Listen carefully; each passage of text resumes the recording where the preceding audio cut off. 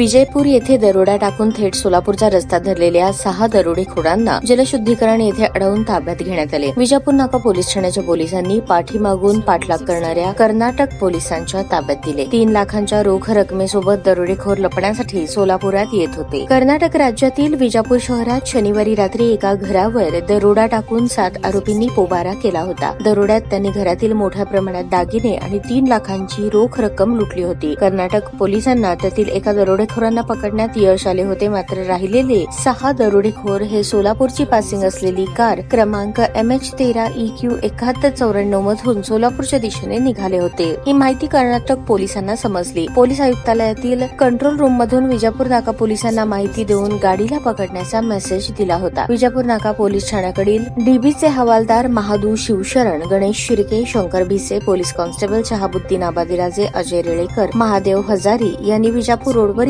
जलशुद्धीकरण केंद्राजवळ सापळा रचला। दुपारी 12च्या सुमारास माहिती देण्यात आलेली कार येताना दिसली। पथकाने अचानक रस्त्यावर उभे राहून गाडीला थांबण्याचा इशारा केला। गाडी वेगात निघून जाण्याच्या तयारीत होती, मात्र पोलिसांनी जीव धोक्यात घालून दोन्ही रस्त्याच्या बाजूने आणि मध्यमार्गी गाडी थांबवण्यास भाग पाडले। काही वेळेतच पाठीमागून कर्नाटक पोलिसांची गाडी आली। 6 जणांना त्यांच्या स्वाधीन करण्यात आले।